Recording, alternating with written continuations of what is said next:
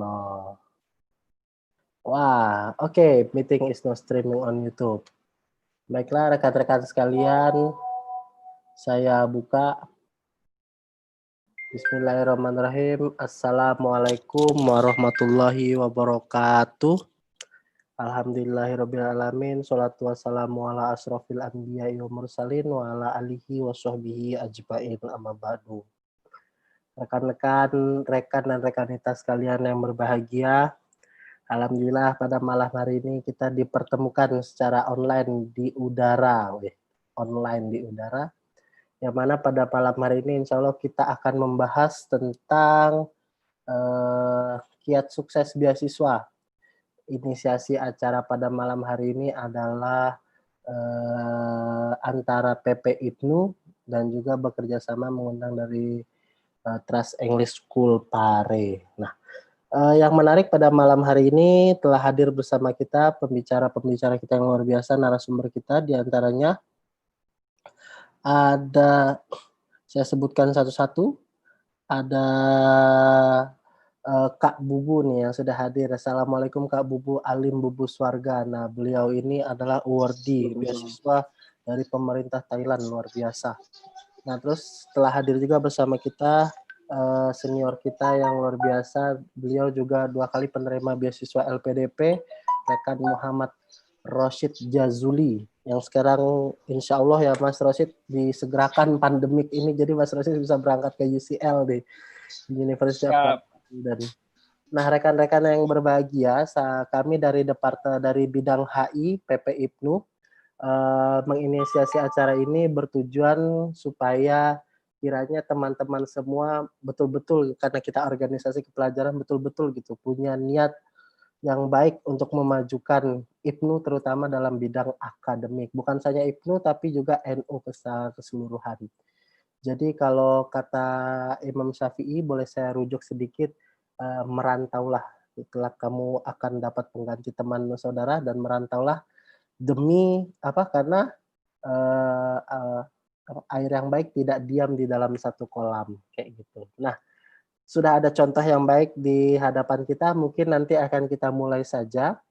Acara kita ini akan berlangsung kurang lebih selama 1,5 jam atau sekitar 90 menit, di mana nanti akan ada pemaparan dari masing-masing narasumber kita. Sementara ini narasumber kita yang belum bergabung ada Mr. Jun. Nah, insya Allah nanti beliau bergabung setelah ini karena masih ada kesibukan mengajar. Untuk itu kiranya nanti saya akan memberikan kesempatan yang pertama kepada Kak Bubu, Kak Alim Bubu Swarga. Beliau ini akan menyampaikan tentang motivation letter, how to prepare your motivation letter. Rekan dan rekanita IPNU sekalian dan juga para pemirsa yang menonton via official YouTube dari PP IPNU, mari kita dengarkan bersama penyampaian dari Kak Bubu atau Alim Bubu Swarga. Silahkan. Oke, siap. Terima kasih banyak. Bentar, saya cari ini dulu. Oke, Assalamualaikum warahmatullahi wabarakatuh. Selamat malam teman-teman semua. Terima kasih atas undangannya untuk mengisi acara ini. Terima kasih teman-teman IPNU juga untuk memberikan sesi sharing yang menurut saya sangat berguna untuk teman-teman sekalian atau pelajar-pelajar Indonesia yang terkhususnya dari IPNU. Adapun yang presentasi, mungkin a quick presentation yang akan saya sampaikan terkait penulisan motivation letter. Di slide sendiri sudah kelihatan kan bagaimana adalah kuliah. Saya mengatakan kuliah, yuk ayo kita kuliah dengan cara menyiapkan motivation letter. So, saya memberikan sedikit biografi saya. Pertama, nama saya Alim Bubu Swarga, biasa dipanggil Alim atau Bubu. Saya lulusan dari S1 Ilmu Pemerintahan UMY, terus melanjutkan studi S2 di Thammasat University Thailand, mengambil jurusan studi Asia Pasifik. Dan alhamdulillah untuk studi Asia Pasifik ini melanjutkan kuliah di Thailand, saya mendapatkan beasiswa dari Thai Royal Government Scholarship di bawah Kementerian Luar Negeri Thailand. Saat ini juga menjabat sebagai Dewan Presidium PPI Dunia 2019-2020, sekaligus menjadi wakil koordinator kawasan Asia Oceania, PPI Dunia Kawasan Asia Oceania. So, untuk mempersingkat saja, saya memberikan intro dulu sih, perkenalan dulu apa sih yang dimaksud motivation letter. Sebenarnya kalau kita membicarakan motivation letter ya, teman-teman sekalian pencari beasiswa atau yang ingin melanjutkan studi, sebenarnya ini sudah tidak asing motivation letter. Tetapi kita brainstorming dikit, apa sih yang dimaksud dengan motivation letter itu? Sebenarnya motivation letter itu adalah sebuah essay sih, essay yang dimana normalnya dalam tulisan bentuk essay ini 500 kata. Tetapi itu depends dari teman-teman juga ketika menulis. Dan isinya itu rata-rata membahaskan tentang siapa diri kita sebenarnya, terus tujuan hidup kita, latar belakang pendidikan, potensi apa yang kita miliki sekarang, terus harapan kita ketika kita melanjutkan studi. Terus jika teman-teman Kak Bubu, asing dengan maaf namanya saya potong sebentar. Mungkin share screen-nya bisa via saya saja ya supaya lebih oke siap. layarnya. Maaf ya. Oh, agak kecil ya? Sorry, kayaknya Oke. oke, sip. Saya share di sini aja ya. Oke, better. Yap. Nah, ya. Oke, next slide. Slide selanjutnya, ya nih. Yang tadi, slide sebelumnya. Nah, oke, mantap. Nah, terus apa harapan kita kan untuk melanjutkan studi gitu. Nah, di sini teman-teman kan biasanya agak asing nih motivation letter, tetapi untuk beberapa universitas di luar itu menggunakan istilah lain dari motivation letter itu, termasuk biasanya dari beberapa universitas mengatakan bahwa itu adalah sebuah personal statement atau statement of purpose atau letter of intent atau motivation statement. Jadi itu bentuk-bentuk sebenarnya dari motivation letter atau nama lain dari motivation letter itu sendiri. Jadi ketika melihat berbagai macam, kok ini ada motivation letter, ini ada personal statement, itu sebenarnya kurang lebih sama gitu. Oke, next slide.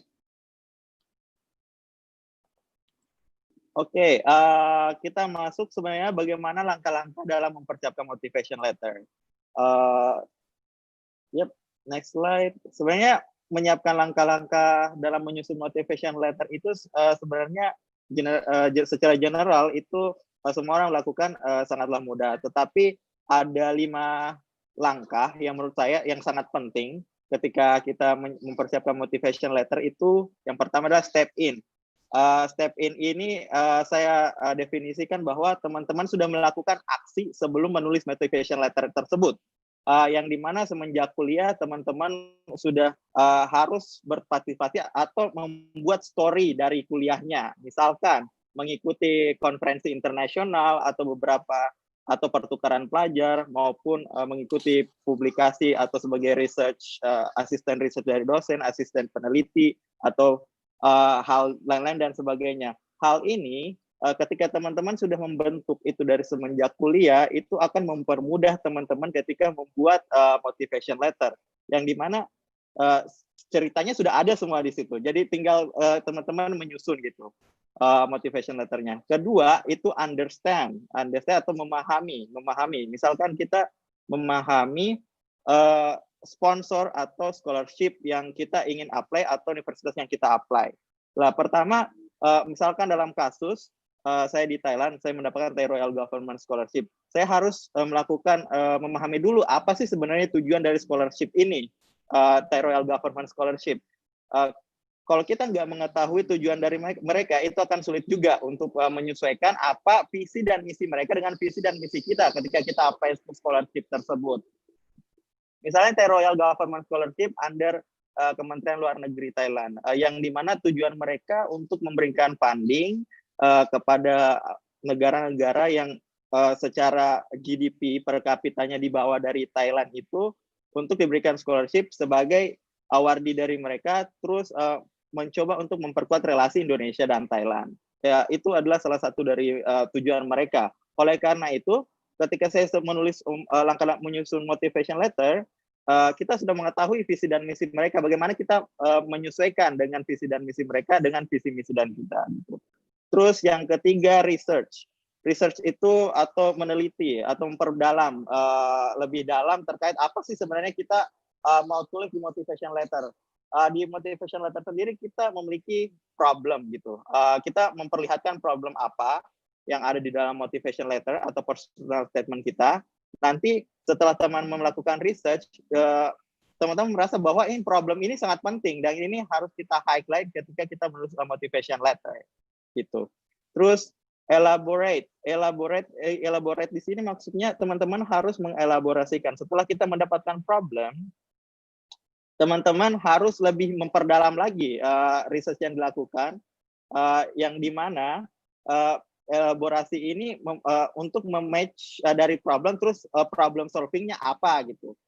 Jadi setelah kita menemukan masalah, kita mempropose satu problem solving atau untuk menyelesaikan masalah yang ada di dalam research kita. Terus kelima, future plan. Future plan itu apa sih setelah teman-teman setelah selesai kuliah, setelah menemukan problem, terus apalagi namanya membuat rumusan untuk menyelesaikan problem, terus setelah future plan apa yang akan related dengan untuk menyelesaikan problem ini teman-teman untuk mengimplementasikan selanjutnya. Misalkan saya dapat problem poverty atau kemiskinan gitu. Setelah saya selesai kuliah mendapatkan award dari beasiswa ini, untuk next selanjutnya saya ingin menciptakan komunitas untuk membantu masyarakat miskin misalkan. Jadi itu step by step itu akan menjelaskan gitu. Oke. Next slide. Nah, di sini sebenarnya sangat singkat saya memberikan tips dalam menulis motivation letter. Untuk sebenarnya banyak banget di internet tuh terkait motivation letter. Tetapi kenapa sih masih banyak orang yang tidak bisa menembus beasiswa gitu, walaupun motivation letter itu sudah banyak template, banyak contoh yang sudah diberikan di internet. Di sini saya memberikan beberapa tips, mungkin sangat berguna untuk teman-teman semuanya. Next slide.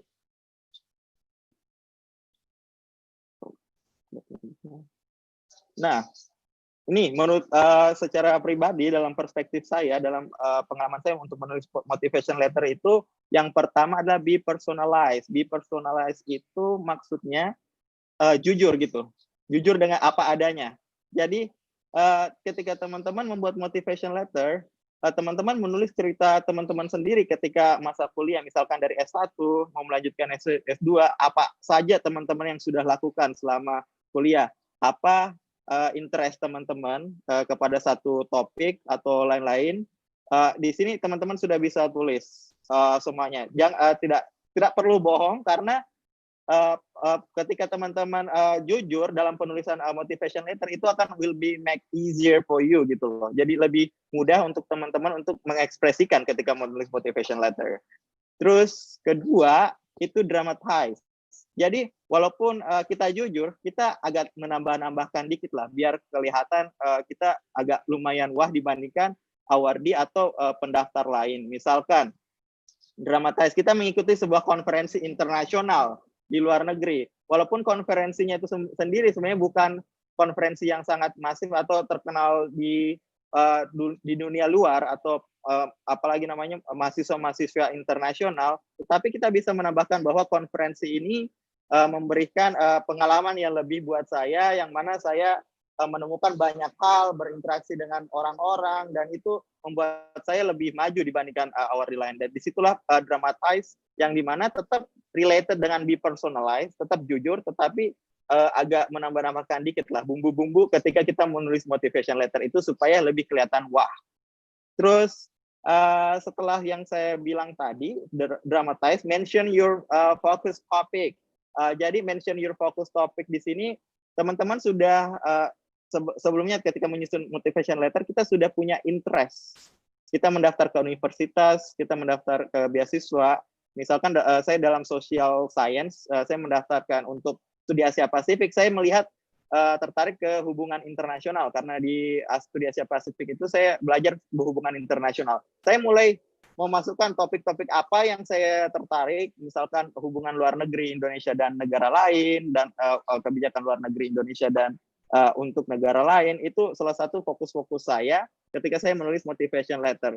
Terus kita relasikan dengan mata kuliah yang mereka miliki. Jadi itu pentingnya research yang sebelumnya kita menyusun mata kuliah apa sih yang sebenarnya match dengan interest kita gitu, yang mereka sudah sediakan di kurikulum mereka. Jadi penting bagi kita untuk mengecek ketika kita mendaftar sebuah universitas atau ke beasiswa, itu kita mengecek yang mereka sudah prepare atau mereka sudah sediakan itu benar-benar sesuai dengan interest kita. Nanti kita misalkan bahas tentang human resource management atau manajemen sumber daya manusia, tetapi di mata kuliah itu nggak ada gitu manajemen sumber daya manusia.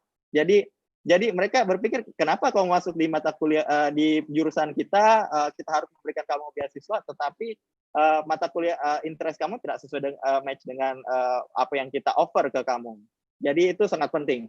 Terus encounter the problem.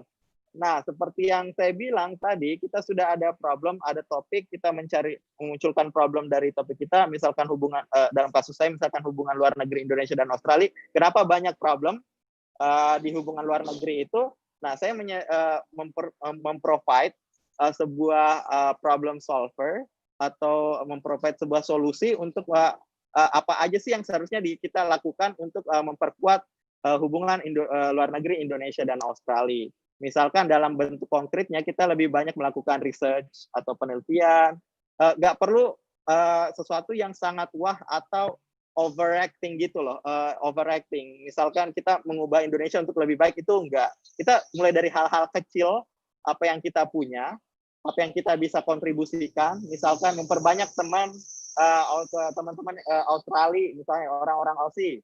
Atau kedua, kita memperkenalkan budaya Indonesia. Atau ketiga, kita melakukan penelitian jika teman-teman adalah akademisi.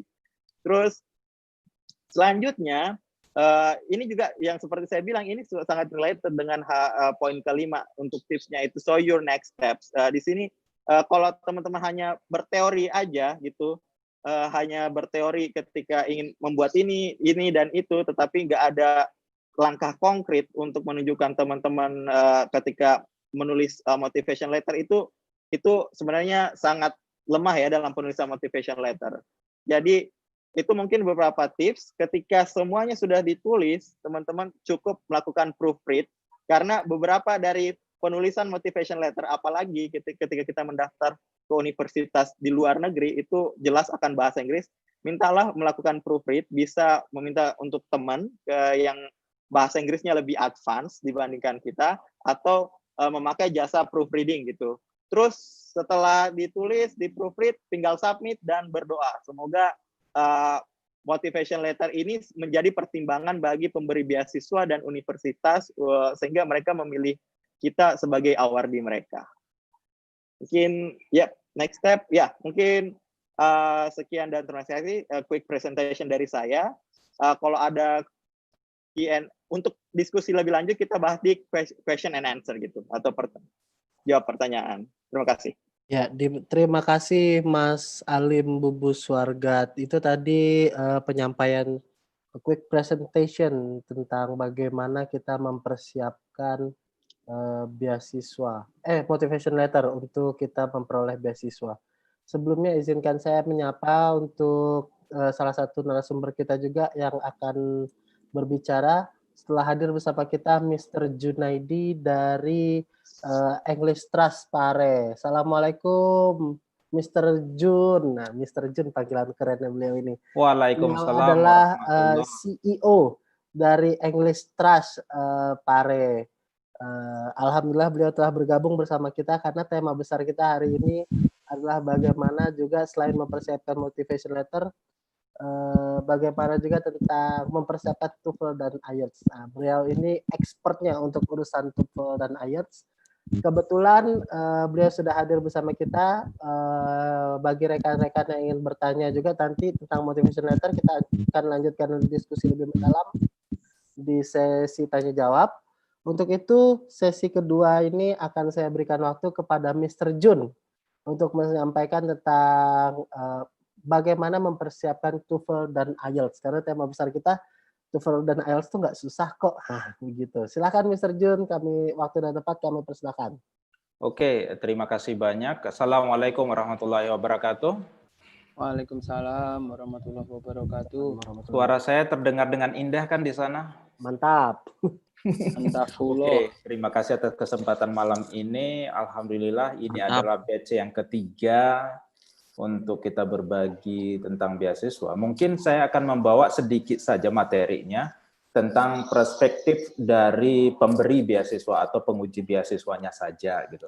Karena yang lainnya pasti sudah membawa materi-materi yang lain, tetapi apa sih yang harus dibutuhkan, apa sih yang harus diperlukan, dan tingkat kedalamannya bagaimana gitu. Mungkin hanya di situ yang akan saya bagi. Materi sih sudah pernah saya sampaikan, hanya akan lebih dalam kita diskusikan malam ini. Dan lebihnya nanti boleh bertanya tentang bagaimana cara meningkatkan TOEFL, bisa nggak nembus IELTS 7,5 dalam waktu sebulan gitu, atau dapat IELTS 700 dalam waktu semalam gitu kan, nah, bolehlah bertanya nantinya gitu. Insya Allah kita akan bagi. Oke, izinkan saya untuk membagi di sini materi, share screen. Silakan Mr. Jun. Oke, saya amankan dulu hal-hal yang perlu diamankan. Nah, kok saya jadi gemetaran ya ketemu dengan teman-teman malam ini? Apakah saya terlalu deg-degan? Oke, saya Al-Fatihah dulu biar nggak deg-degan. Oke, teman-teman, saya share screen. Apakah screen saya sudah terlihat dengan rapi di sana? Terlihat. Oke. Kita lanjut dari materi ini, Scholarship Talk More Deeply, itu strategi menembus semua jenis beasiswa luar negeri. Semua jenis beasiswa luar negeri. Kenapa saya tuliskan begini? Karena standar-standar inilah, standar-standar yang akan kita bahas malam inilah standar yang diinginkan oleh para pemberi beasiswa, atau paling tidak 10 jenis beasiswa yang paling sulit ditembus. Di antaranya adalah Fulbright, MEC, terus AAS, terus Jerman, Chevening, dan yang lainnya. Ada 10 itu yang sulit ditembus. Tapi di dalam yang sulit ditembus itu ternyata 10 beasiswa ini yang paling gampang ditembus jika kita tahu caranya. So, nggak usah buang-buang waktu, kita lanjut saja, kawan-kawan. Berharap beasiswa, tapi belum jago buat riset plan, lupakan saja. Berarti Anda belum pantas untuk dapat beasiswa. Nah, ada juga beasiswa yang sifatnya hanya membuat riset plan, begitu. Motivation letter, ada gitu. Dan setiap negara itu berbeda sih standarisasinya. Tetapi pada umumnya mereka tetap meminta riset plan untuk dikirimkan. Rencana studi, terutama untuk anak S2 dan anak S3. Kalau untuk anak-anak S1 atau teman-teman yang mau S1, biasanya ke motivation letter, dan plus diminta dengan tidak diminta harus menyertakan field of study. Dalam field of study itu ada riset plan. So, let's move. Lupakan beasiswa jika engkau malas membaca. Saya tulis ini dengan besar-besar karena banyak sekali yang kadang-kadang chatting saya, dapat nomor saya terus chatting. Mr. Jun, ada beasiswa luar negeri enggak? What kind of question? Pertanyaan macam apa ini? Enggak ada manis-manisnya gitu loh. Nah, jadi beasiswa yang bagaimana yang kau minta? Saya punya beasiswa sampai 2000-an yang bisa kau daftar. Yang mana yang kau inginkan? Nah, enggak spesifik gitu yang dia inginkan. Terus, Mr. Jun, udah buka belum beasiswa AAS Australia? Hey, sudah 3 hari lagi mau tutup. You kemana saja? Lockdown, Mr. Jun. Ya udah, masuk kamar mandi sana, nggak usah keluar. Kemalasan, tingkat kemalasan adik-adik kita di Indonesia itu ini udah kronis sekali. Nah, masa nanya kadang-kadang, Mr. Jun, dapat beasiswa itu susah nggak? Ya susah, gitu.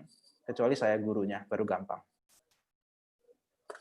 Oke, ini ya, ini IG-nya saya kalau mau ngikut, tapi nggak usah lama-lama, ntar di screenshot lagi. Oke, next. Ini saya, teman-teman, saya tidak terlalu suka sebenarnya untuk membubuhkan hal-hal ini di presentasi saya, tetapi pertama harus menunjukkan eksistensi diri, yang kedua, kalau belum mampu membagi, jangan membagi, gitu. Tetapi belajarlah pelan-pelan saja dulu. Ini pengalaman saya selama 12 tahun menjadi trainer, terutama untuk jurnal dan penelitian. Saya masih berstatus sebagai pengajar di Jepang untuk bagian-bagian tertentu. Nah, di antaranya adalah anak-anak Amerika dan anak-anak Eropa untuk belajar bahasa Inggris. Nah, aneh kan? Nah, bahasa Inggris saya nggak bagus sih. Cuma mereka belum bisa bahasa Inggris yang namanya academic English. Jadi kita harus menguasai academic English supaya kita tidak dibeda-bedakan dengan mereka. Emang mereka doang yang bisa bahasa Inggris. Next.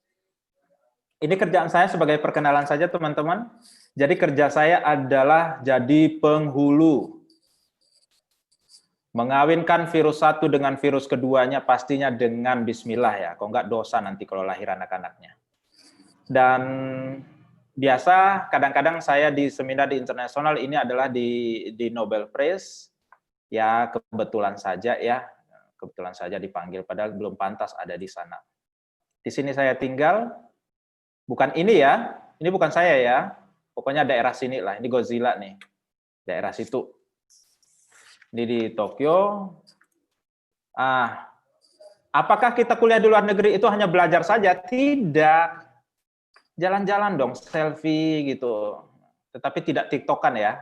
Bukan gue banget itu. Nah, selfie iya. Gitu. Itu juga dipaksa. Begini proses penelitian teman-teman. Jika nanti satu saat teman-teman disempurnakan atau diberikan kesempatan oleh Allah untuk dapat beasiswa, ini adalah rancangan penelitian. Satu lembar ini berarti 4 tahun. Hanya selembar saja. Ini sama seperti nyawa hidup kita nih. Tahun pertama, minggu pertama, bulan pertama. Nah, proses penelitian. Apa yang dicari oleh dunia sekarang adalah ini. Dan ternyata ada di Indonesia. Oh enggak, ini penelitian saya dulu. Ini adalah vaksin. Dalamnya vaksin. Yang lagi kita cari-cari sekarang untuk COVID-19 itu ada ini, tetapi ini bukan untuk COVID-19.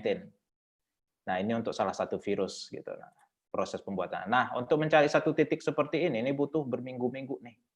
Nah, karena ini gagal, jadi saya boleh tidak pakai sarung tangan gitu.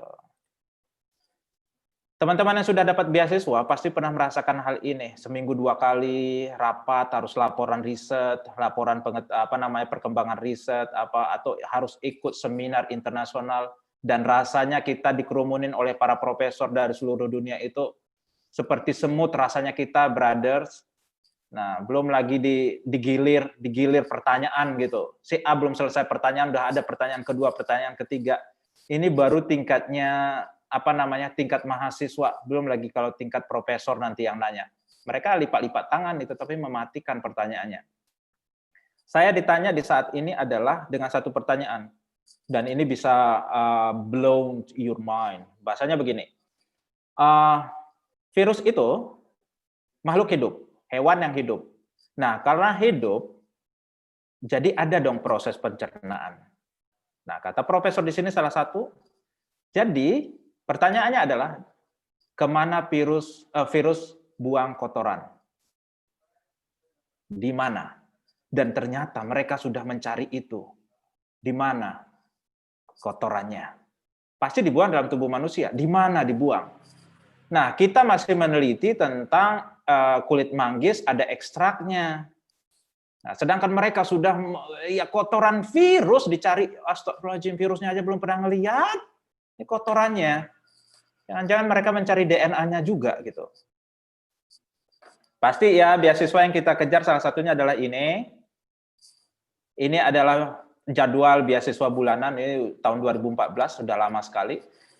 Nah, ini jadwal bulanan, nggak usah dilihat, uangnya nggak terlalu banyak, sudah habis juga sekarang. Kenapa harus beasiswa, kawan-kawan? Jangan sampai terlambat untuk mengatakan atau berterima kasih kepada orang tua. Dengan beasiswa, kita cukup untuk mengumrohkan mereka. Kejar, mumpung mereka masih ada, kejar. Karena usia kita tidak pernah tahu. Nah, pengangguran di Indonesia udah banyak sekali, kawan-kawan. Jadi kejar dengan beasiswa, karena paling tidak mereka-mereka yang kuliah ke luar negeri, sekian persennya itu memegang tampuk pimpinan di Indonesia. Arah masa depan udah lebih tahulah kita. Beasiswa ada di seluruh dunia, jangan kita ngertinya cuma setiap negara ada satu beasiswa gitu. Enggak. Jepang sendiri memiliki sekitar 500 sampai 700 jenis beasiswa, Amerika ada sekitar 500 beasiswa, termasuk Burger King itu ada beasiswanya. Thailand kalau nggak salah ada sekitar 200 jenis beasiswa, Australia ada sekitar 300-an, UK ada sekitar 500-an. Kalau dikumpul-kumpulkan itu ribuan. Impossible jika kita tidak dapat satu pun. Impossible. Berarti kita tidak dapat karena kurang informasi. Nah, monggo silakan jalan-jalan ke tempat saya agar kita nanti berbagi untuk informasi beasiswa. Saya menyarankan jangan kejar beasiswa 100% karena kita manja. Saya nyesal sekali dulu dapat beasiswa 100%. Kenapa enggak 200% gitu. Nah, beasiswa 100% ini tidak boleh kerja, tidak boleh ini itu. Nah, saya pinginnya dapat yang 70% saja supaya saya bisa kerja. Artinya saya bisa menguasai bahasa dari negara tersebut lebih luas. Nah, ini jenis-jenis beasiswa, ada sebagian beasiswa mandiri atau biaya sendiri. Dan nggak usah khawatir, beasiswa itu banyak ribuan di luar negeri. So guys, ini sangat penting, boleh di screenshot. Tapi tetap tidak paham jika nanti belajarnya tidak dengan saya. Ini loh, pantas lulus nggak kita? Ini perspektif dari pemberi atau penguji beasiswa yang saya sampaikan. Saya tidak mengaku-ngaku dan sebenarnya saya nggak suka mengatakan bahwa saya penguji beasiswa begitu, karena ilmunya masih cetek. Di kelompok mana kita? Nah, kita bisa menilai di sini. Kelompok A kah, B, C, atau D? Yang kami cari adalah kelompok C sama D, ini udah pasti lulus. Nah, kebanyakan kita, dulu saya juga begitu, ada di kelompok ini.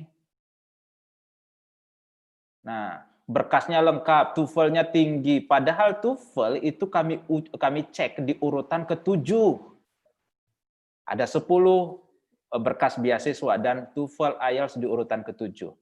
IPK, nggak dilihat, karena IPK-nya orang Indonesia itu 4,1. Ada nggak IPK 4,1? Ada khusus Indonesia. 4,0 IPK dan 1 kesombongan. Jadi totalnya 4,1. Ya, kalau 3,2 nggak usah sombong lah, masih jauh ke 4,1. Oke?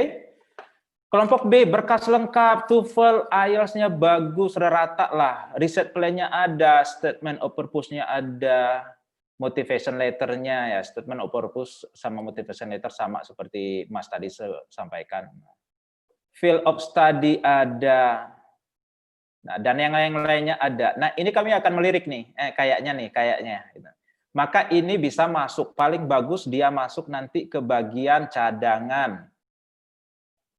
Yang kami cari langsung lirik C sama D. Ada rekomendasi enggak? Rekomendasi itu boleh dari dekan, rektor, guru kita, dan jangan lupa tokoh yang menguasai, yang tahu tentang kehidupan kita.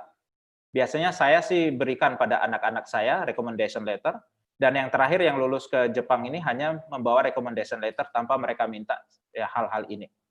Dan wawancara minggu ini untuk beasiswa Max U2U untuk Kyoto. Tidak minta TOEFL, tidak minta ini. Stanford minta TOEFL nggak? Enggak, kita kirim 1. Fulbright minta nggak? Bukan Fulbright, Erasmus. Minta TOEFL nggak? Enggak, karena jalurnya berbeda. Nah, oke. Maka kalau tidak, carilah yang ini. Jalurnya yang U2U. LPDP ada punya U2U nggak? Ada. Bagaimana cara mencarinya? Carilah LOE dari 50 kampus, urutan 50 kampus, 1 sampai 50 dunia. Kalau dapat LOE dari profesor itu, Anda lulus 100% tanpa harus ujian LPDP. Kalau mereka nggak lulusin, temuin saya. Paling saya juga pura-pura lupa pernah menyampaikan. Nih, kuncinya di sini kawan-kawan. 85% udah lulus, nanti ditambah dengan wawancara beasiswa, sip deh. Nah, LPDP ini dulu ya, perencanaan pelamar itu 30, tetapi para penguji selalu menelepon saya, Pak Jun, kami kekurangan pelamar, 30.000 atau 10.000 lah, dan selalu dikatakan kekurangan pelamar. Maksudnya adalah kekurangan pelamar yang pantas diluluskan, sehingga terpaksa diluluskan. Gitu. Tetap lulusnya sedikit, sebutnya terpaksa. Nah, ini teman-teman bisa di screenshot apa yang teman-teman punya dan apa yang kami cari. Apa yang pendaftar ketahui dan apa pemberi beasiswa cari. Yang pelamar beasiswa tahu adalah tinggikan nilai TOEFL, nilai bahasa, TOEIC, TOEFL, IELTS setinggi-tingginya. Kalau perlu kalau perlu IELTS 10 gitu kalau perlu, melebihi dari orang lain. 700 IELTS TOEFL kalau perlu gitu. Karena mindset-nya semakin tinggi, nilai semakin lulus, padahal tidak.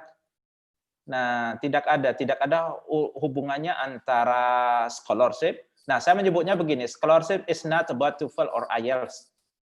Nah, itu hanya salah satu prasyarat saja. Daftar buru-buru 2 minggu setelah tutup. Oke guys, saya beritahu, Anda akan dapat persenan 5-10% lulus jika daftarnya di 2 minggu pertama. Kalau perlu di hari pertama Anda dapat persenan. Kenapa? Para penguji beasiswa memiliki waktu lebih banyak untuk mengkaji draft atau dokumen Anda. Jika ada kesalahan, biasanya mereka nelepon. Tetapi kalau 2 minggu lagi mau tutup, dan kirimnya itu seumpama dari Aceh nyampe Jakarta itu seminggu, ya itu ya kalau nyampe, kalau nyasar, ya sudah wassalam. Hati-hati ya, 80% pelamar di Indonesia itu yang saya lihat grafiknya mendaftar di 2 minggu terakhir sebelum tutup.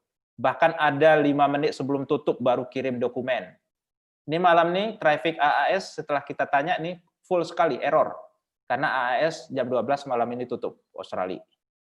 Nah, yang kami cari adalah mampu menulis secara ilmiah, mampu berargumentasi secara ilmiah, dapat memecahkan masalah, etikanya bagus, dan punya nilai gagal yang matang. Jarang sekali daftar beasiswa langsung lulus. Karena salah satu pertanyaan wawancara nantinya sudah pernah gagal. Berharap saja tidak ketemu saya satu saat, kalau ketemu jawabannya belum, maka saya gagalkan. Karena ada ratusan orang yang sudah gagal, ribuan orang yang sudah gagal berkali-kali. Nah, masa sih Anda gampang sekali lulus gitu? Kecuali spesial sekali.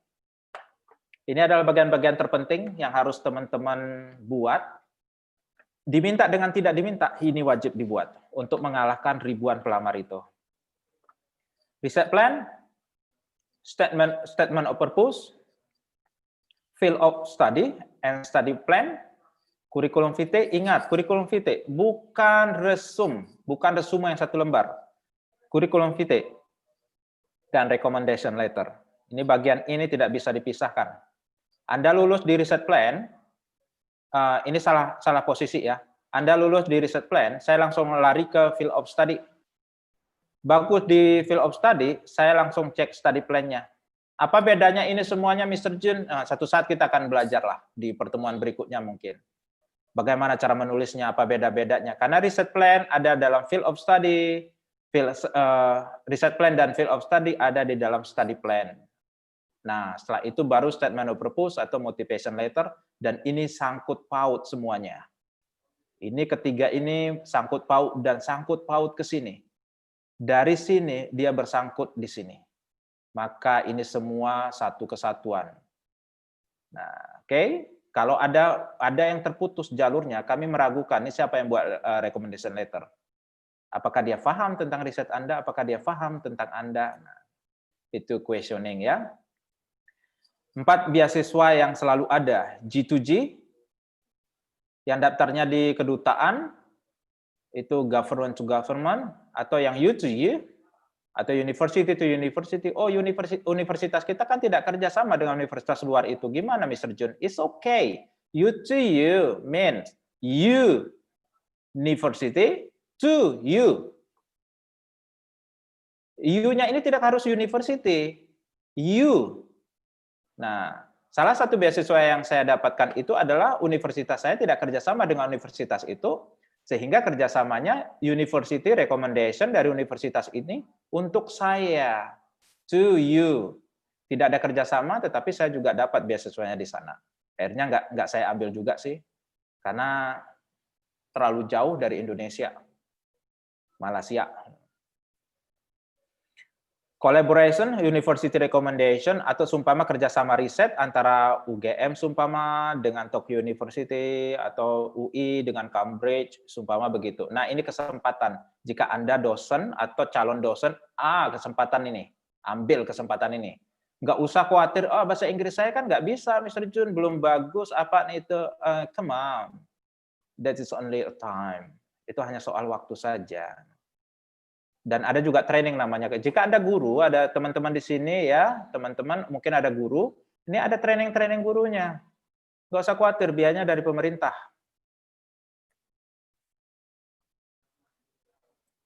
Oke, bentar. Ketahui dirimu lebih dalam. Jika bahasa Inggrismu biasa saja, jangan paksa kuliah di USA, Kanada, UK, dan Aussie. Bahasa Inggris saya tidak terlalu bagus, sehingga saya ngejarnya Jerman sama Jepang. Gitu. Dapat Jerman, saya nggak jadi ngambil, karena harus 6 bulan belajar bahasa Jerman di Indonesia, dan saya ngambil yang Jepang. Ternyata di Jepang dapat juga, harus belajar bahasa Jepang setahun malah. Ya sudah, terlanjur sudah basah, mau gimana. Nah, bahasa Inggris saya tidak terlalu bagus, sehingga saya milihnya itu negara-negara yang tidak berbahasa Inggris. Walaupun UCL, UK itu lulus saya, tetapi saya khawatir dengan kemampuan bahasa Inggris saya. College of London itu, nah, itu lulus juga. Jika IPK Anda 3,5, maka carilah beasiswa jalurnya yang to you. Jangan G2G, buru-buru rebutan semua daftar LPDP, kejar-kejaran, nggak lulus, terus menyalahkan Tuhan. Tuhan tidak adil. Saya sudah belajar TOEFL mati-matian. Nah, sudah puasa sunnah 44 hari. Siang malam gitu ya. Sampai kurus begini. Nah, menyalahkan Tuhan akhirnya. Tuhan, usahaku udah begini, tahajud malam apa kok belum? Kurang apa diriku? Ya iya, kurang tahu. Tuh, jalur YouTube ya ambilnya. Cari profesor. Bagaimana mencarinya? Mungkin di lain waktu kita belajar itu. Karena sempit sekali malam ini untuk mengajarkan hal-hal itu. Sebaiknya kejar beasiswa sebagian. Nah, kalau saran saya ya, sebaiknya. Karena setelah bulanan dapatnya jauh lebih banyak. Contoh, teman saya dari China, sama-sama kita kuliah untuk S3, dia dapatnya cuma 50%, dan setelah bulanan, setelah kita hitung-hitung, ternyata dia dapatnya sekitar 70 jutaan, dan saya dengan beasiswa Jepang dulunya hanya dapat sekitar 23 jutaan. Gitu. Nah, flat begitu, dan dia bisa loncat lagi dengan ngajar bahasa Inggris, 1 jam bisa nyampe 400.000 gitu. Bayangkan kalau sehari ngajarnya itu bisa 25 jam gitu. Nah, itu uang semua itu. Skill apa yang harus kamu miliki? Ini mesti tahu. Kalau negara-negara yang dipilih nanti adalah negara-negara yang non-Muslim, maka jika ketemu dengan saya tanya, seberapa pintar kamu masak? Jangan-jangan nanti kami meluluskan Anda dan Anda terjebak makan yang tidak halal, dan kami yang meluluskan itu akan kebagi dosanya. Gitu. Maka hal-hal kecil itu harus kami pastikan. Skill apa lagi? Menyanyi itu skill, mengaji itu skill, karena itu dibutuhkan nantinya saat di luar negeri itu. Nah, penyambutan atau apa gitu, itu skill. Pahami skill-skill ini. Skill mana yang paling tinggi di antara semuanya adalah public speaking. Karena Anda dibutuhkan untuk presentasi di tingkat internasional. Public speaking, itu yang paling penting. Terus berapa sering sudah gagal? Ini sudah saya ulas sedikit tadi. Biasanya saya sih menempatkan orang-orang harus gagal dulu baru dapat beasiswa. Enak banget, yang lain puluhan kali gagal, sekali daftar langsung lulus, kan nggak fair ya. Saran saya begini, saran dengan sangat dan mohon sekali, teman-teman yang dapat beasiswa, kembalilah ke Indonesia. Sebelum dapat beasiswa, nangis-nangis, sholat tahajud, meminta pada Allah untuk dapat beasiswa. Saat kuliah mulai berpikir untuk cari kerja di luar negeri, setelah lulus nggak kembali ke Indonesia. Oh my goodness, kasihan negaraku. Jadi pulanglah teman-teman, baik yang kalian nanti yang akan dapat beasiswa atau yang sudah dapat beasiswa di luaran, kembalilah. Secara angka ya, maaf cakap, hanya di seminar ini saya buka 2 bulan itu saya bisa membeli Avanza baru dari kertasnya. Itu tawaran gaji di luar. But Indonesia jauh lebih indah dari tawar-tawaran itu. Nah, nanti udah meninggal bawa jasadnya ke Indonesia, pas ini nggak berbakti kan, nggak terlalu ini ya. Kembalilah. Ayo, kembalilah. Karena sedikit sekali pemenang beasiswa dari Indonesia, jadi kesempatan kita untuk beramal, untuk mengajarkan pada teman-teman yang mau beasiswa itu. Karena dulu begini, kawan-kawan, saya nanya ke senior saya, gimana caranya untuk dapat beasiswa? Jawaban mereka apa? Cari di Google. Emang segampang itu dapat beasiswa? Menulis riset plan, motivation letter, field of study, itu ada di Google, ada. Cuma itu akan terdeteksi oleh kami jika itu contohnya diambil dari Google. terdeteksi. Contoh boleh, tetapi harus benar-benar bisa. Pernah satu ketika, salah satu anak dari Indonesia, itu saya suruh mengulang tulis riset plan-nya di depan saya. Nggak bisa. Ketahuan kan? Berarti dia beli. Dia suruh orang lain buat riset plan-nya. Karena bahasa Inggris yang dia gunakan saat wawancara beasiswa itu, dengan riset plan dia itu ada interface, ada jarak. Nah, ada RAR di antara itu. Bahasa Inggrisnya begini, bagus banget nih dalam tulisan, kok speakingnya hancur banget begini. Nah, khawatir kita. Saya suruh tulis riset plan ulang, nggak mampu. Oke, kita diskualifikasi untuk semua jenis beasiswa. Maka jika dia lamar beasiswa yang G2G, namanya udah didiskualifikasi. Ini teman-teman perspektif dari penguji beasiswa. Bukan 7 ya, 5 kuadran. 7 ya? Oke, ada 7. Sebenarnya ada 10 sih. Yang pertama, kedua, ketiga itu adalah riset plan yang seterusnya. Dan nomor 7 ini, nomor 6 atau 7 baru kami menguji, mengecek bahasa Inggrisnya. Jadi boleh nggak menang beasiswa atau dapat beasiswa tanpa bahasa Inggris? Boleh banget. Hampir 70% anak-anak saya dari Trust English School dapat beasiswa itu tanpa TOEFL dan IELTS. Mustahil. Ya karena berangkatnya baru tahun depan. Jadi udah lulus beasiswa dulu, baru belajar bahasa Inggris. Gitu. Sesuaikan dengan kebutuhan bahasa Inggrisnya. Gitu. Ini adalah syarat-syarat, ada 15 negara, sebenarnya ada sekitar 50 negara yang tidak mempersyaratkan TOEFL. Tapi daftarnya harus yang jenis U2U ya, atau kampus recommendation kampus dari kampus atau yang dari organisasi beasiswanya. Nah, nilai ini syarat mutlak nih untuk U2U, maka harus riset plan, paragraf 1 dan paragraf 2-nya harus nilainya 90. Gimana caranya Mr. Jun buatnya? Nanti suatu saat, semoga kita ada waktu ya untuk membuatnya. Field of study-nya bagaimana? Terkadang riset plan tidak ada untuk S1, tetapi tetap mereka minta field of study, ataupun dengan nama yang lain. Study program, ini bagaimana cara membuatnya? Oh ini kotak-katik seminar kita nih, ada seminar di mana saja, 5 tahun lagi, ini kotak-katik nih. Karena yang dapat beasiswa itu sudah tahu dia, pantas apa tidak. Kita udah tahu nih, oh anak ini udah mencari nih, S2-nya dia akan belajar apa saja. Nah, di study program ini udah tahu kita, berarti dia sudah siap untuk kuliah. Nanti kamu ngambil mata kuliah apa? Belum tahu, Pak. Ya udah. Ada yang orang yang lebih tahu. Itu yang kami luluskan. Karena beasiswa itu begini, kawan-kawan. Extract of extract of extract of extract. Bukan lagi the best. Extract of extract of extract of extract. Peras-peras sudahlah. Sedikit aja kesalahan itu kadang-kadang bisa membuat tergelincir gitu. Nah, apakah pemenang beasiswa harus perfect? Tidak. Yang penting tahu hal-hal ini. Nah, oke.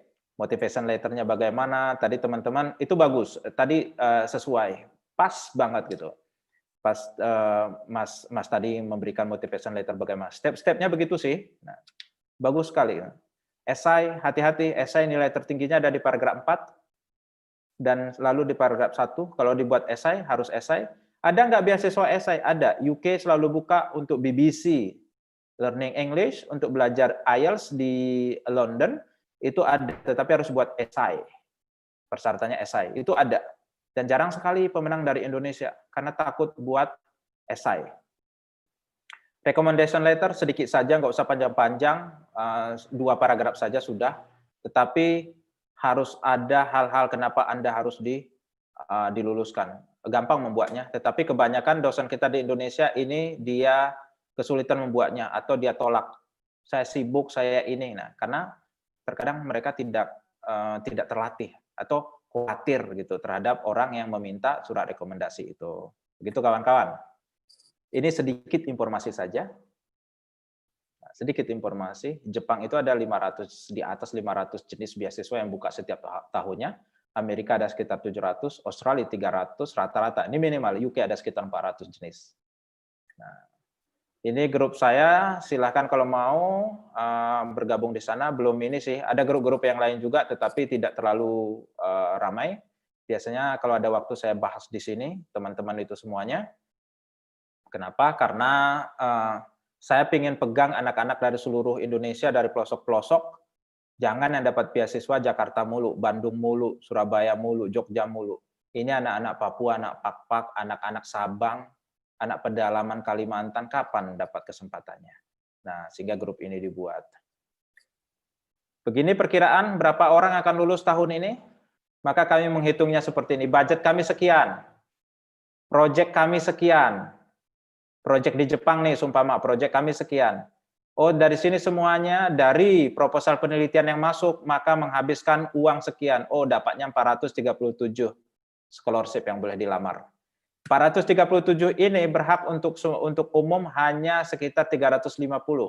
Selebihnya udah kerjasama atau kiriman dari lembaga atau anaknya profesor-profesor.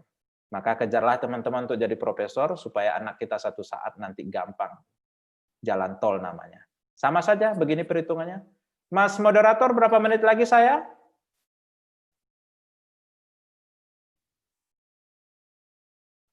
Atau lo sampai pagi nih? Halo Mr. Jun.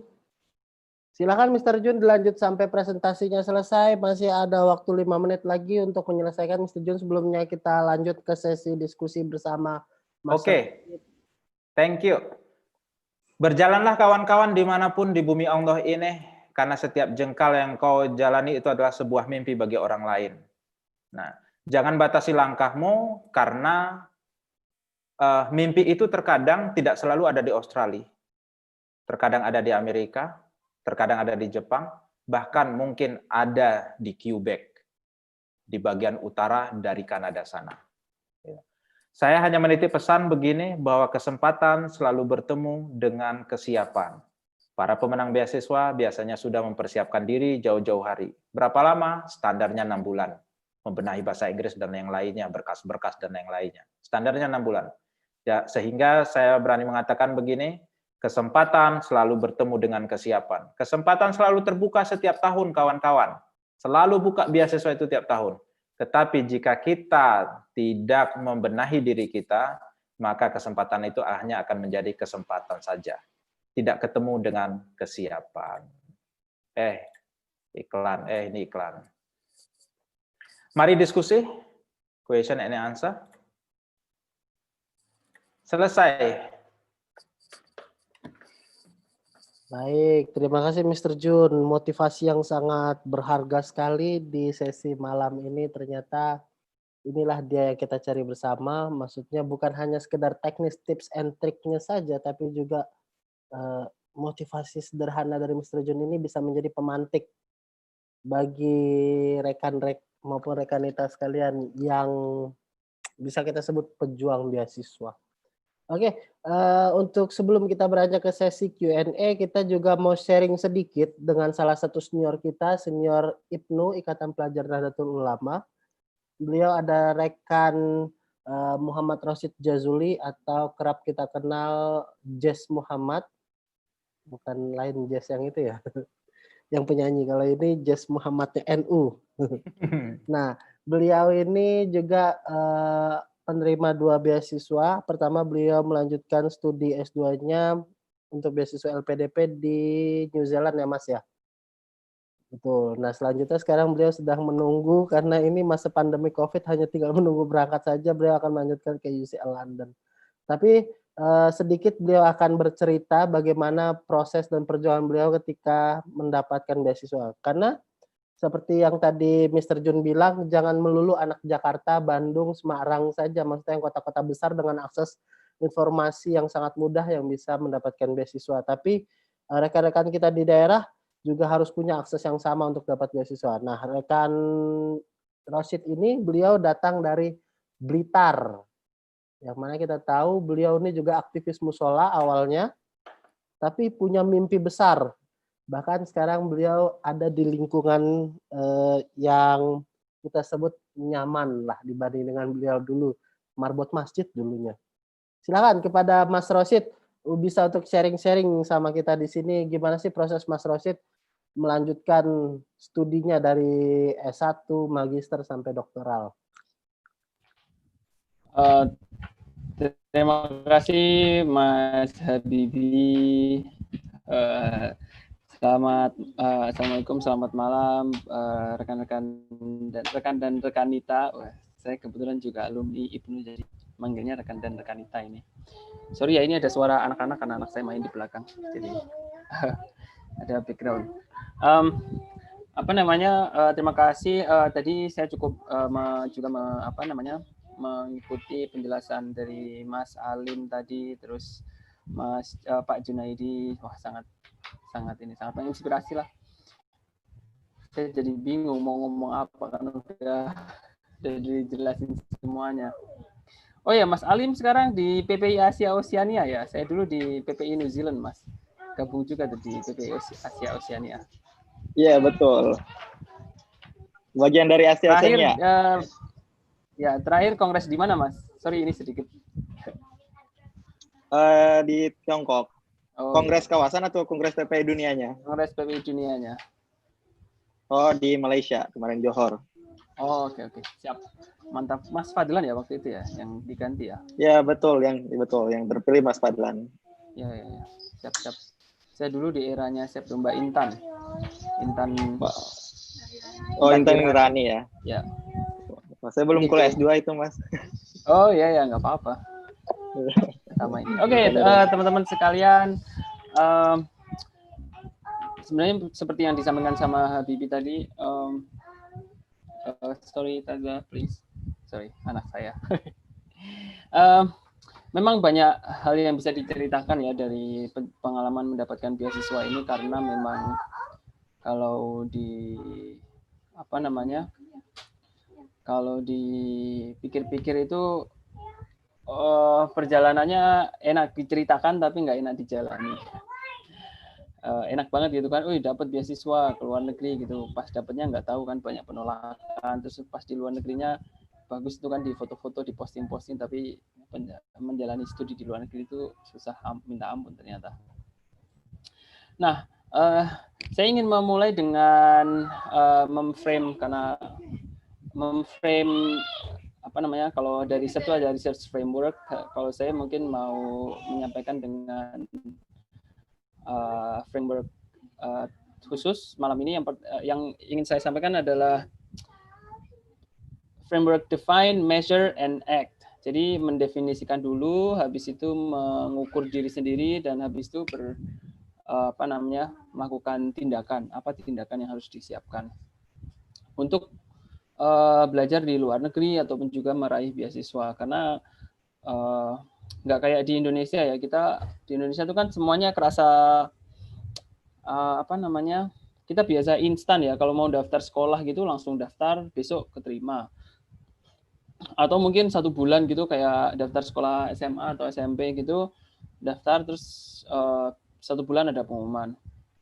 Kalau daftar sekolah khususnya di luar negeri untuk S2 atau S3 atau mungkin S1, bahkan kita harus daftar tuh 1 tahun sebelumnya. Jadi harus persiapan yang sangat baik lah istilahnya.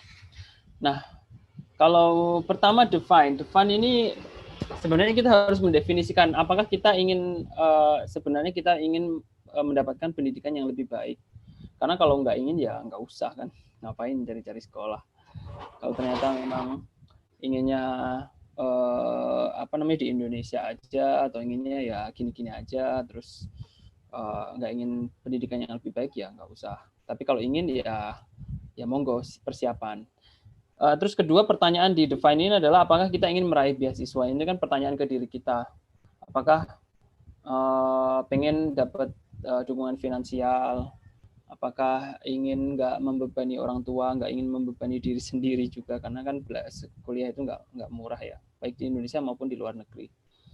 Nah, di measure, ukur diri sendiri itu, kita punya persiapan apa? Tadi udah dijelasin sih sama mas-mas sebelumnya ya, Mas Alim sama Pak Jun tadi, banyak persiapan yang harus disiapkan, nulis lah, atau persiapan bahasa Inggrisnya. Terus kedua adalah apakah kita punya endurance.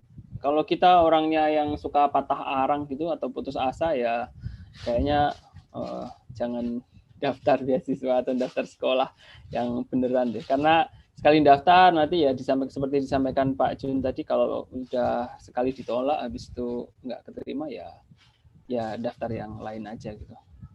Yang terakhir act, itu ya aksinya apa, yang ya cari kesempatannya, terus daftar evaluasi. Saya pikir ini kita harus mendasari diri kita ya untuk mau daftar beasiswa atau juga sekolah khususnya di luar negeri itu apa sih gitu. Kalau saya selalu ingin mengenang, ya, bukan menang sih, orangnya masih ada, mengingat quote dari Pak Anies Baswedan. Beliau kebetulan dulu rektor saya ya ketika S1 di Paramadina. Jadi dalam waktu yang sama kita ini adalah bagian dari masyarakat global. Kita bukan cuma warga Kota Blitar. Kalau dari saya bukan warga Jakarta. Saya bukan cuma warga Indonesia, tapi kita juga warga negara global. Nah, karenanya ya kita harus bisa menyampaikan ide-ide kita dalam ekspresi internasional atau ekspresi global. Kalau enggak, ya apakah kalau nggak bisa terus apakah terus mati? Ya enggak juga. Tapi kalau kita bisa mempunyai bisa mengekspresikan ide-ide kita di bahasa yang global, bahasa Inggris lah atau bahasa internasional yang lain, ya tentu akan jadi plus buat kita. Kenapa ya? Karena kesempatannya ada.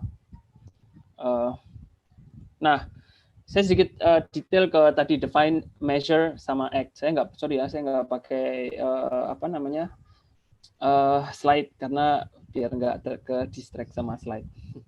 Jadi define, mengapa kita perlu pendidikan tinggi? Tadi udah disentil sedikit sama Pak Jun tadi bahwa ya kesempatan untuk menjelajahi bumi Allah itu luas gitu ya. Ini kebetulan pesan ibu saya sih dulu. Ketika saya S1 itu mendapatkan beasiswa untuk exchange ke Amerika waktu itu ya kan jauh banget, yaitu setengah bumi ya untuk ke sana. Jadi ya sempat istilahnya tuh ke sana karena ingin menjelajahi bumi Allah. Ya ternyata itu menjadi salah satu milestone penting buat hidup saya ya, belajar bahasa Inggris yang benar di sana. Karena belajar bahasa Inggris di Indonesia waktu itu nggak benar saya. Terus kedua, kesempatan untuk memperluas dan memperdalam ilmu ada kalau kita mau ada rencana kuliah di luar negeri ya, sekolah di luar negeri. Apakah kuliah di Indonesia itu nggak bagus? Bagus, tapi ini kan kita lagi konteksnya untuk belajar ke luar negeri ya. Kesempatan memperluas jejaring, dan terakhir adalah kesempatan mendapatkan keluarga baru. Keluarga baru tuh kadang gini loh, bukan ya mungkin ada yang dapat suami atau istri bule gitu atau orang luar gitu ya, itu salah satu maknanya. Tapi makna lain kita punya teman baru, kita punya orang baru yang saya nggak tahu, bisa jadi keluarga baru gitu. Karena orang luar itu pertemanannya tuh ini ya kadang tuh lebih tulus daripada pertemanannya kita gitu di Indonesia. Karena teman di luar tuh sedikit ya, konsepnya tuh orang sama interest, sama hobi itu baru jadi teman. Kalau enggak ya cuma duduk samping-sampingan satu kelas ya maksudnya enggak nyiapin jadi teman. Nah, kedua adalah soal measure. Kita harus ukur diri. Tadi saya sudah sampaikan di awal. Kita punya kemauan kuat enggak? Itu pertanyaan pertama. Terus kedua, kita punya kemampuan bahasa internasional enggak?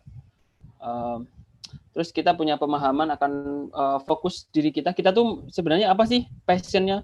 Nah, ini yang mungkin tadi belum disinggung sama teman-teman dan disinggung sedikit sama Mas Alim tadi. Tapi saya ingin menekankan, kita tuh passion-nya apa? Jangan sampai kita ingin belajar soal HI gitu kan. Nah, HI apanya? Kan itu harus spesifik. Oh, HI saya pengen belajar soal hubungan Indonesia sama Singapura. Hubungan Indonesia Singapura itu apanya? Kan itu bisa dikejar semuanya kan. Oh, saya hubungan Indonesia sama Singapura di periode ini, atau hubungan Singapura antara presiden ini dan presiden ini. Oh, terus aspek apanya? Personal atau bisnis atau diplomasinya? Ini kita kalau orang punya passion itu dikejar sampai detail pun dia kemungkinan besar tahu. Kalau enggak ya mengawang-awang aja kan. Ditanya mau belajar apa? Apa ya yang umum ya? Wah, kalau kayak gitu susah. Kita harus mengenali diri sendiri seperti yang disampaikan tadi Mas Alim tadi ketika nulis motivation letter. Dan juga keterampilan ya, skillnya apa. Ya yang jelas kalau mau sekolah ya bisa nulis, kalau enggak agak susah nanti. Terus ya bisa riset. Terus ketiga ya untuk measure, maksudnya bukan riset. Kita harus riset bidang ilmu kita ada nggak di sekolah itu, atau ada nggak di tujuan negara tujuan. Terus juga riset sekolah tujuan. Kalau pengalaman saya untuk daftar di UCL ya, kita search benar-benar profesor yang punya interest yang sama dengan riset kita. Itu bukan pengalaman yang mudah itu. Saya email mungkin 100 profesor ya, nggak itu dramatisasi itu. Ya mungkin ada 10-15 profesor yang bales ya 2-3 gitu. Nggak apa-apa, dibalas nggak dibalas, yang penting ada balas gitu kan. Nah, selanjutnya adalah soal ACT. Kalau kita mau beasiswa atau juga daftar sekolah di luar negeri kan pada ini harus daftar kan. Nah, kesempatan seperti yang disampaikan sama Pak Jun tadi ya, daftar sekolah itu banyak. Sekarang itu eranya kesempatan sekolah dan juga kesempatan beasiswa yang sangat banyak. Nyampar nyandung kalau bahasa Jawanya tuh, disampar dan disandung sampai nyampar nyandung itu ibaratnya tuh. Jadi kita mau daftar ke Malaysia, ada mau daftar ke Singapura, ada ke Australia, ada ke Jepang, ada kemana lagi, ke Amerika, ke New Zealand saya waktu itu ada, ke Inggris juga ada. Jadi wah banyak banget gitu. Nah, kita perlu daftar sesuai kompetensi, keterampilan dan kemampuan. Jadi jangan daftar sporadis ya. Kita harus benar-benar ukur gitu. Kita mampunya di mana. Terakhir adalah pantang menyerah. Kalau teman-teman daftar beasiswa terus sekali ditolak terus sudah patah ya, itu sangat disayangkan. Harus daftar lagi. Ada saya punya dosen ya yang sekarang jadi advisor ekonominya Pak Anies, namanya Pak Wijayanto. Beliau itu udah top banget lah sekarang, komisaris Indosat, terus komisaris apa. Ya hidupnya dulu daftar beasiswa dapat Fulbright beliau, tapi 7 kali daftar gitu baru dapat. Jadi kalau yang 1 kali daftar itu sudah jadi orang paling sedih sedunia ya janganlah. Banyak orang sukses yang dulunya tuh banyak kegagalan. Nah, kenyataan setelah masuk kuliah, saya pikir kuliah di luar negeri itu enak ya dilihat, seperti yang saya sampaikan di awal tadi, tapi menantang jika dijalani. Di luar negeri itu beda kultur, beda sopan santun. Kita yang biasa ngejok ala-ala di Indonesia bercanda ala-ala, di luar negeri bisa jadi dianggap ofensif. Itu harus diperhatikan, karena saya cerita ini karena saya pernah melakukan itu gitu. Terus 2, beda makanan. Ya, saya masih ingat ya dulu di Amerika saya pertama kali harus makan sandwich, mau muntah saya. Biasanya makan nasi pecel soalnya. Jadi kalau kasih sandwich bingung kan.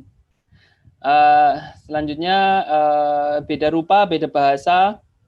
Ini shock banget ya. Kita biasanya lihat orang tuh kulit sawo matang di mana kanan kiri sawo matang semua. Kanan kiri bisa ngomong bahasa Indonesia gampang gitu, kalau nggak bisa ya bahasa Jawa campur bahasa Indonesia ya orang ngerti gitu kan. Tapi pas di luar nggak ada yang tahu. Kita ngomong bahasa Inggris, saya ingat banget tuh pertama kali saya ke Amerika ya dulu. Saya bahasa Inggris itu bekal dari Indonesia ya.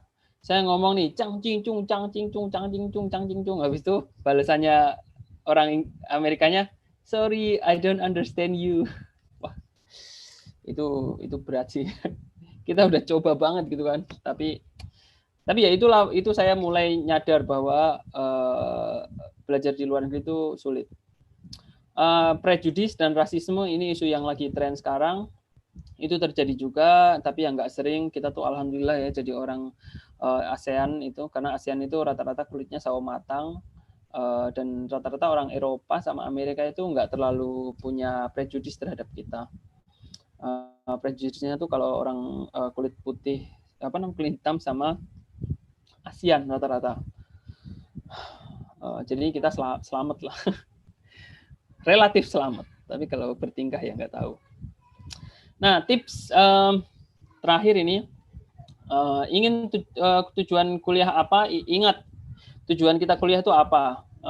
Jangan sampai kita tujuan kuliah itu cuma buat posting di sosmed. Nah, ini saya pikir ini kesalahan besar ya, karena bisa jadi ya, ini saya kasih tahu teman-teman yang nonton di YouTube maupun juga di Zoom, bisa jadi orang-orang yang postingannya enak-enak di luar negeri itu kehidupannya nggak seenak yang dilihat di sosmed. Ini fakta fakta pahit yang harus saya sampaikan. Jadi kalau lihat wah enak ya kalau di luar negeri, ya kalau udah kena tugas ya mampus. harus begadang gitu kan. Terus kedua, ingat bahwa kita ini orang Indonesia. Karena ini konteksnya Ibnu, ya kita ingat kita ini orang Islam, ya act like Muslim people. Ibadah tetap dijaga di luar negeri, ya harus kompromi karena masjidnya sedikit, ya sholat di rumah, sholat di jamaah. Kita ini warga NU, karena ini kebetulan Ibnu Banom dari NU, ya kita kalau memang ada acara tahlilan, ikut tahlilan di sana, itu menyenangkan loh. Kalau nggak ada tahlilan kita adain. NU-nya jangan hilang. Terus ya kita ini wong deso ya. Mungkin saya doang yang suaranya kayak wong desa, tapi semuanya kita ini orang desa, artinya gini loh. Kita harus bangga dengan tradisionalitas kita. Artinya kalau kita sebagai orang kampung, ya kita sampaikan, I'm from one of the kampungs in Indonesia. We have our own local language. We're all bilinguals, not like you guys. You can speak only English. Itu kan sesuatu yang membanggakan gitu. Dan kita harus bangga. Oh, saya dulu kalau masak di luweng loh gitu. Apa ya luweng bahasa Inggrisnya ya, itulah. Ditungku. Kita masak tradisional, kita motong kayu sendiri. Itu hal-hal yang perlu dirayakan ketika kita di luar negeri. Nggak perlu habis karena di luar negeri terus kita jadi bahasa Indonesianya jadi aneh gitu. Enggak lah, kita harus tetap bisa bahasa lokal, bahasa Indonesia, dan terakhir malah bahasa Inggris jadi top nanti kan. Trilingual at least. Nah, list beasiswa banyak yang bisa didaftar, teman-teman. Ada dari Amerika Serikat, ada Fulbright yang sudah disampaikan Pak Jun tadi, New Zealand yang pernah saya daftar, Inggris yang sekarang lagi tempat tujuan saya, bukan beasiswanya tapi karena saya dapat LPDP untuk S2 ini, S3 ini. Oh ya, koreksi sedikit, Bi. Saya S2-nya dari pemerintah New Zealand, Bi. Anyway. Dari Jepang, Max, ini lagi buka ini kalau teman-teman mau daftar. Singapura, dan lain-lain. Banyak kok beasiswa. Terima kasih, Bi. Itu yang ingin saya sampaikan, Pak Moderator. Semoga bermanfaat. Siap, terima kasih banyak Mas Rosid sharing-sharingnya. Mohon maaf atas kelirunya tadi. Terima kasih sudah dikoreksi. Baik, rekan-rekan sekalian yang berbahagia, kita akan masuk ke sesi question and answer. So guys, if you have any question about the scholarship things or about how to get a good motivation letter or something, please silakan bertanya. Langsung saja unmute atau bisa di kolom komentar. Bagi penonton kita yang di YouTube, bisa langsung komen di official akun YouTube dari PP Ibnu. Nanti akan kita bacakan via live. Apakah ada rekan-rekan yang ingin bertanya?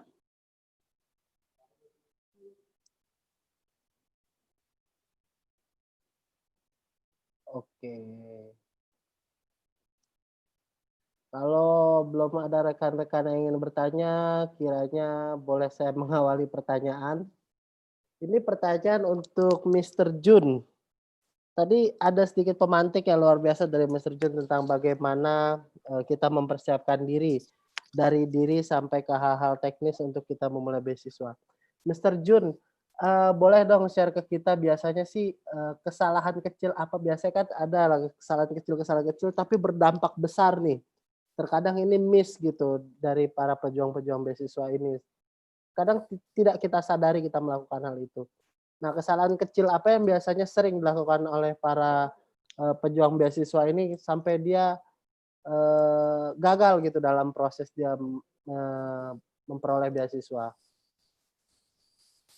Oke, terima kasih Pak Moderator atau calon Pak Moderator, calon Bapak. Amin. Amin. Ada dua hal sebenarnya yang perlu kita garis bawahi. Pertama, dokumen, karena hampir 90% pelamar beasiswa itu gagal di dokumen. Gagal di sini terkadang dokumen tidak lengkap, mintanya itu harus translate-nya di mereka yang bersumpah, translator yang bersumpah, tetapi mereka translate di kursusan. Hal-hal kecil seperti itu, hal-hal simpel, tidak mengikuti aturan dari para pemberi beasiswa. Itu yang pertama.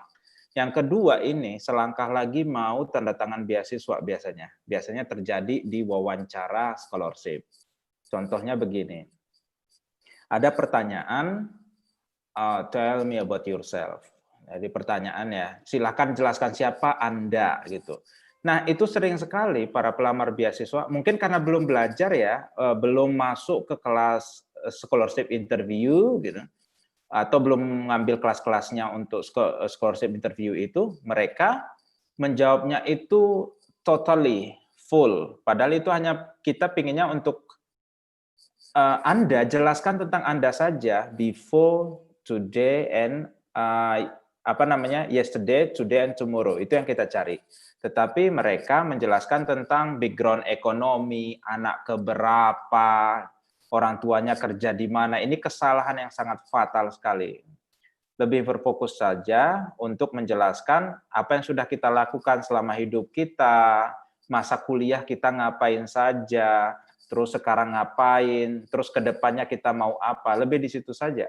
Jadi jangan sampai menyentuh dua area. Pertama adalah area ekonomi, itu ada bagian tersendiri nanti pertanyaannya, area ekonomi. Yang kedua adalah area politik. Jadi jauhi, kalau bukan jurusan kita area jurusan politik, maka jauhi bidang-bidang politik. Pandangan politik saya gitu. Nah, tidak usah dijelaskan hal-hal seperti itu. Biasanya kesalahan-kesalahan kecil ini yang sangat berpengaruh terhadap menaikkan atau menurunkan langsung nilai beasiswa, nilai ujian beasiswa. Begitu Pak Moderator. Baik, jadi kita memang harus memastikan tentang administrasi terutama nih. Kadang kita meremehkan administrasi asal ada aja, begitu kan? Ternyata memang selain terlegitimasi juga administrasi tadi harus memang sesuai dengan prosedural. Kira-kira dari rekan-rekan yang lain masih ada yang bertanya? Saya kasih kesempatan untuk rekan-rekan yang ingin bertanya via YouTube channel maupun via Zoom. Karena bagi peserta terbaik dengan pertanyaan terbaik juga akan ada hadiah 1 buah buku tentang bagaimana meraih beasiswa. Itu langsung dikirimkan dari ke alamat rekan-rekan. Jadi langsung rekan-rekan terima nanti. Ada yang ingin bertanya? Dari yang di Zoom, rekan-rekan yang di Zoom ada yang ingin bertanya? Selamat malam, Assalamualaikum rekan Maula. Wah, ada di kantor PP Ibnu nih, menarik. Mohon izin bertanya tuh. Silakan rekan Maula. Ya, Assalamualaikum warahmatullahi wabarakatuh. Terima kasih telah memberikan waktunya. Mau izin bertanya terkait peluang beasiswa luar negeri. Nah, apakah jurusan itu berpengaruh terhadap peluang kita dalam mendapatkan beasiswa, atau kita harus linear gitu agar gampang mendapatkan beasiswa dan itu menjadi peluang bagi kita agar mendapatkan beasiswa itu? Nah, mungkin itu Pak Moderator yang saya ingin tanyakan. Baik, jadi ini mau ditanyakan kepada siapa? Mungkin dari Mr. Jun dulu bisa dijawab. Kira-kira bagaimana ini? Apakah jurusan tadi berpengaruh gitu untuk mendapatkan peluang beasiswa, Mr. Jun? Oke, terima kasih Mas Maula. Ini pertanyaan yang sangat prinsipal sekali ya. Kalau saya berangkat dari perspektif penguji, ini sangat berpengaruh, sangat. Karena kita akan, bahasanya akan mengembalikan Mas nanti ke Indonesia. Jadi akan kesulitan di Indonesia nanti kalau bidang yang diambil di luar negeri itu tidak linear. Itu yang pertama. Yang kedua, pemahaman atau kemampuan untuk belajar di luar negeri nanti itu agak sedikit bermasalah. Karena kita tidak belajar basic-basic dari ilmu itu, gitu. Nah, boleh nggak kalau kita keluar dari jurusan kita atau tidak linear untuk S2 dan S3-nya? Boleh nggak? Boleh, dengan satu catatan, ada atau Mas Maula sudah kerja di Indonesia dan kantor ini memberi jaminan bahwa nanti Mas kembali untuk kerja di situ lagi. Nah, itu masih ada kemungkinan. Dengan kita harus meyakinkan para penguji beasiswa kenapa kita harus beralih jurusan gitu? Kenapa tingkat linearnya kecil sekali gitu? Mesti ada alasan yang kuat. Nah, tanpa ada alasan yang kuat, maka kami para penguji beasiswa tidak akan pernah memberikan kesempatan pada mereka yang tidak linear untuk beasiswanya. Begitu, Pak Moderator. Jadi pastikan kita pertama memang sudah mempunyai jaringan dulu seperti tadi. Kalau mungkin saya sependapat dengan Mr. Jun, kalau misalnya kita PNS ya Mr. Jun, mungkin tadinya kita belajar HI, kemudian pekerjaan mewajibkan kita, menuntut kita untuk belajar pariwisata. Nah, itu baru bisa kita ada pertimbangan lain untuk diterima beasiswa. Tapi usahakan tetap linear ya Mr. Jun. Iya, karena itu salah satu kunci ya, linearitas. Kecuali untuk orang-orang tertentu atau bagian-bagian tertentu, terutama untuk PNS, itu ada jalur khusus sih sebenarnya. Gitu. Ya, manfaatkan jalur itu bagi teman-teman yang sudah PNS. Bagaimana rekan-rekan sekalian, masih ada lagi yang ingin bertanya?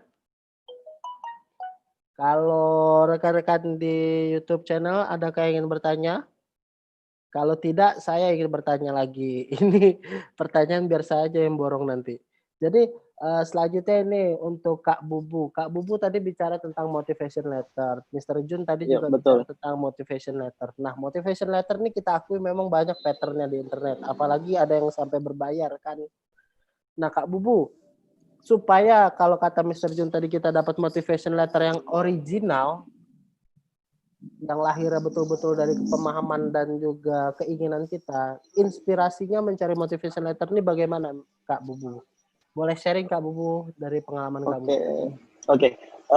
Dalam perspektif saya sih, sebenarnya sudah saya presentasikan dari awal, di slide awal. Yang pertama itu saya bahas, yang paling utama itu adalah step in.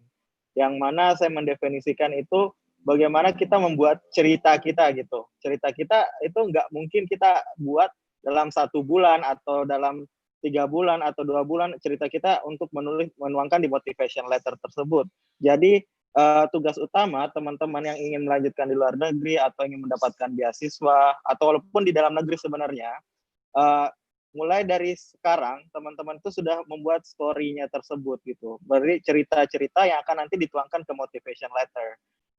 Yang seperti saya bilang juga tadi pas saat presentasi bahwa bagaimana teman-teman membuat story yang positif, misalkan mengikuti ekstrakurikuler, terus beberapa apalagi namanya mengikuti research plan atau jadi asisten dosen atau asisten riset dari dosen, itu menurut saya memberikan nilai lebih ketika teman-teman menulis di motivation letter. Ketika story itu sudah ada, sudah tersedia, itu akan menjadi lebih mudah ketika kita sudah apalagi tinggal mengetik aja untuk motivation letternya. Jadi mengetiknya itu sebenarnya bisa dalam 1 minggu, tetapi buat story dari apa yang ada di motivation letter itu butuh beberapa waktu yang lama, yang cukup untuk membuat story-nya gitu. Itu menurut saya sih, itu saran saya dalam menulis motivation letter. Terima kasih. Jadi bisa berdasarkan pengalaman, juga bisa berdasarkan bagaimana keinginan kita yang kita tuangkan dalam motivation letter. Kalau kiat-kiat pemilihan bahasanya nanti bisa kita tanya langsung di Trust English School dari Mr. Jun, bukan begitu Mr. Jun? Boleh. Kita terbuka kok untuk berkonsultasi. Mr. Jun sendiri boleh cerita dong sedikit nih terakhir. Kalau di mana namanya? Di Trust English School Pare kan dari tadi kita dibuat penasaran nih, apa sih program Trust English School Pare?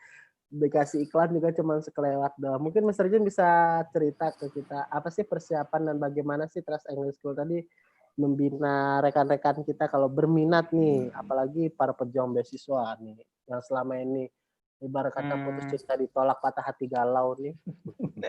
Oke. Program kita itu sebenarnya hampir sama dengan program-program yang lain ya, tetapi yang perlu kita catat itu atau garis bawahi adalah hanya satu di Indonesia ada program namanya Scholarship Academy dan itu ada di tempat kita gitu. Scholarship Academy itu ada 3 jenis, Scholarship Academy yang basic, yang middle sama advance. Yang advance itu 8 bulan. Jadi mulai dari 0 sampai mereka berangkat ke luar negeri, sampai kita bantuin mencarikan beasiswanya, gitu. Atau yang 4 bulan, biasanya 4 bulan agak lebih mahal sih, gitu. Nah, mahal sedikit, gitu. Tapi insya Allah lah tidak mahal sih sebenarnya. Dan program-program ini lebih banyak kepada membentuk anak-anak siap jadi gitu. Dan sejauh ini alhamdulillah dari setiap anak-anak yang kita kirim itu ada aja sih yang gagal gitu. Terakhir yang gagal kemarin adalah yang ke Rusia, itu gagal satu karena dia nggak mau melanjutkan ke tahap wawancaranya gitu. Ya udah gagal. Selebihnya yang ke Erasmus itu yang Fulbright, alhamdulillah ya lancar-lancar saja. Ya istilahnya begitu. Terutama untuk anak S1 nih, kadang-kadang teman-teman yang Fulbright langsung telepon, Mr. Jun, ada nggak nih kandidat yang bisa? Ya saya katakan kalau ada ya ada, kalau tidak ya tidak. Nah, yang terakhir itu yang saya puas sekali bisa ngajarnya adalah Miss Ruru, luar biasa. Itu akan menjadi kenangan lah ya belajar di sini, dan insya Allah Miss Ruru akan segera berangkat ke UK kayaknya ya untuk S2 sekaligus S3-nya gitu. Apa namanya, tanpa harus kembali ke Indonesia sekali jalan. Jadi program kita itu lebih kepada up level of English atau bahasa Inggris yang academic English. Saya nggak punya waktu banyak nih, 2 bulan bisa nggak IELTS kita, gimana caranya? Nah itu bisa. Dengan satu catatan, saya menerapkan 3 sistem pembelajaran. Jadi sistem Jepang, sistem Finlandia, dan sistem Indonesia. Itu digabungkan menjadi satu jenis di kursusan saya. Jadi kalau terlambat 30 detik ya sudah, Anda diskorsing seharian gitu. Kalau tidak buat tugas ya udah, maka besok juga belum boleh masuk sampai Anda merasa bahwa itu kebutuhan Anda gitu. Nah, jadi kita lebih kepada prepare yourself gitu. Persiapkan diri Anda karena esok itu jauh lebih sulit dari hari ini. Program-program sama seperti program yang lain. Ada TOEFL, ada IELTS, ada writing, ada public speaking, ada pronunciation dan yang lainnya, writingnya juga biasanya begitu. Cuma kita belajar langsung dari real English-nya, kita belajar langsung dari jurnal. Jadi grammar kita tidak ajarkan di sini, tapi kita ajarkan langsung dari jurnal-jurnal. Kita bahas jurnal-jurnal, analisa jurnal. Jakarta Post itu santapan anak-anak sehari 2 kali gitu. Begitu kurang lebih. Ya, luar biasa itu tadi dia sharing-sharing. Nah, ini waktu kita sudah tinggal 5 menit lagi dari yang saya janjikan tadi, 90 menit sharing. Mungkin sebagai penutup nih, adalah closing statement yang saya harapkan dari masing-masing pembicara, terutama Mas Rosid nih sebagai alumni. Mungkin rekan-rekan sekalian, rekan-rekan sekalian akan berpikir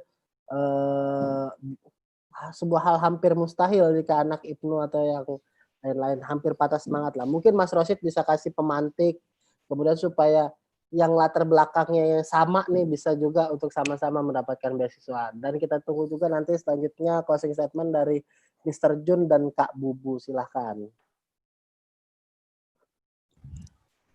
Thank you, Bi. Kalau saya sih, saya selalu ini ya, apa namanya, ingin menyampaikan ke teman-teman kalau saya tuh dapat beberapa kali beasiswa itu gara-gara jualan IPNU. Jadi IPNU tuh it's a valuable currency if you know it. Jadi saya pertama dapat beasiswa S1 di Paramadina itu karena saya ikut rutinan IPNU. Jadi kalau yang IPNU pasti tahu ya rutinan itu. Di situ waktu itu saya dapat selebaran. Jadi ya tahu ada beasiswa S1 di Paramadina. Habis itu ketika saya dapat beasiswa ke Amerika untuk exchange waktu itu, pas wawancara ya ditanyain soal apa kegiatan ekstranya, ya saya jawab bahwa sorry Taza, sorry anak saya. Jadi ketika ditanyain apa kegiatan ekstranya, ya saya jawab saya anak NU yang bertugas untuk membudayakan pandangan Islam moderat di Indonesia. Terus ketika S2 saya jawab bahwa saya NU, saya membudayakan Islam moderat di kalangan anak muda, dan saya pikir oh enggak ya, kalau yang S3 kemarin saya jualan tempe sih, jadi agak sedikit, tapi ya tetap artinya tradisionalitas yang saya miliki itu yang menjadi bagi saya ya, pengalaman saya itu yang menjadi salah satu pengungkit atau leverage dari diri saya ketika mendaftar beasiswa. Makanya kalau teman-teman yang IPNU jangan kaku, maksudnya jangan ragu dengan keibnuannya, bahwa itu adalah currency yang sangat bernilai. Gunakan itu sebagai leverage teman-teman untuk menunjukkan bahwa teman-teman itu unik dan punya tujuan hidup yang bernilai, ya kan? Dan sisanya ya upgrade, jangan cuman mikir soal udah IPNU habis itu bangga, saya udah NU, saya akan masuk udah paling top dunia, kan ya enggak kan. Harus belajar bahasa Inggris, bisa ikut lesnya Pak Jun, ya kan, atau konsultasi dengan Mas Alim juga. Habis itu ya perdalam ilmunya masing-masing. Nggak semua anak IPNU kan suka Islamic Studies kan, nggak juga. Saya anak IPNU, background saya kebijakan publik. Jadi kira-kira itu sih. Dan terakhir, bahwa perjalanan mendaftar beasiswa atau juga mendaftar sekolah di luar negeri itu bukan perjalanan yang besok daftar, hari ini daftar 2 minggu lagi dapat pengumuman, enggak. Bisa jadi daftar sekarang, tahun depan atau 2 tahun lagi baru berangkat, setahun setelahnya baru ada pengumuman. Jadi ini it's a long undertaking, harus serius dan ya punya komitmen tinggi ya untuk bisa meraih tujuan atau cita-cita ini. Terima kasih, Bi. Terima kasih banyak atas waktunya, Mas Rosid, rekan Rosid. Sukses selalu. Semoga pandemik ini segera berakhir dan Mas Rosid bisa melanjutkan studi doktoral kembali nanti ke UCL London. Kita doakan lancar dan dapat kembali juga bermanfaat bagi bangsa, negara, dan agama. Seperti lagu kita di Mars PP IPNU. Selanjutnya, silakan Pak Jun lanjut untuk closing statement pada malam hari ini.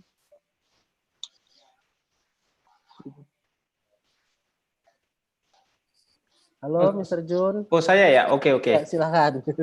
Sebelum saya closing statement, saya mau invite dulu, jika ada waktu kita boleh ngobrol, mungkin Mas Rosid dekat sekali dari Blitar ke Pare ya. Saya tunggu Mas Rosid di Pare, begitu juga Mas Alim. Paling tidak kita akan bertemu di udara untuk mengonsep hal-hal yang lain, apa yang bisa kita berikan kepada adik-adik kita ini di grup-grup ini. Itu closing statement saya begini, jika engkau lelah, berhentilah sejenak untuk meloncat lebih tinggi.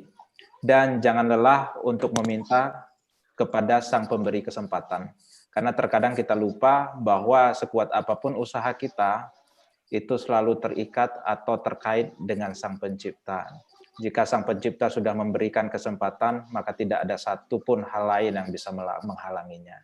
Terima kasih Mas Habibie Fahmi dan terima kasih PP IPNU dan yang lainnya, teman-teman. Semoga kita bisa dipertemukan di kesempatan yang lain. Assalamualaikum warahmatullahi wabarakatuh. Waalaikumsalam. Selanjutnya Mas Bubu, Kak Bubu, silakan. Oke, siap. Mungkin saya closing statement-nya paling simpel dan saya mengutip dari Steve Jobs ya, CEO Apple. Yaitu stay hungry, stay foolish. Maksud definisi stay hungry, stay foolish ini maksudnya adalah teman-teman yang ingin melanjutkan ke luar negeri, teman-teman yang melanjutkan kuliah, tetap belajar, jangan sampai puas, tetap merasa bodoh, karena ketika kita sudah merasa bodoh, kesombongan, ketika kita sudah puas, kesombongan itu akan datang gitu. Jadi intinya selalu semangat belajar dimanapun teman-teman mendapatkan beasiswa, negara manapun, karena setiap keunikan negara itu ada dan pasti ada sesuatu yang kita bisa ambil dari masing-masing tempat kita belajar begitu. Mungkin sebelumnya saya mengucapkan terima kasih juga kepada Mas Habib, terus teman-teman PP IPNU sudah untuk diundang malam ini. Saya sangat senang untuk sharing. Terima kasih banyak. Siap. Terima kasih banyak Mas Alim Bubu atas semangatnya dan sharingnya. Terima kasih banyak Mr. Jun atas pecikan semangatnya, terutama hal-hal inspirasionalnya, karena tidak melulu beasiswa itu hanya seperti IELTS dan TOEFL saja. TOEFL berguna nggak ya? Enggak ya, cuma mau masuk UIN perlu TOEFL kayaknya. Ya kayak gitu. Rekan-rekan sekalian, ini mungkin akhir dari seminar webinar kita. Terima kasih banyak sudah hadir di webinar pada malam hari ini, para penonton di Zoom maupun di YouTube official channel PP IPNU. Saksikan juga seri-seri beasiswa selanjutnya dari PP IPNU tentunya. Jangan lupa juga subscribe nanti rekan-rekan untuk tahu kelanjutannya. Terima kasih atas waktunya, sukses selalu untuk para narasumber dan juga pembicara kita. Terima kasih juga untuk operator kita yang bertugas di kantor, Mas Samuel, terima kasih banyak, Mas Maula, rekan Irman, rekan Nita Tika. Untuk selanjutnya adalah kita tutup malam hari seminar kita dengan membaca hamdalah. Alhamdulillahirrahmanirrahim. Sampai berjumpa lagi di lain kesempatan. Wallahul muwaffiq ila aqwamit thoriq. Assalamualaikum warahmatullahi wabarakatuh.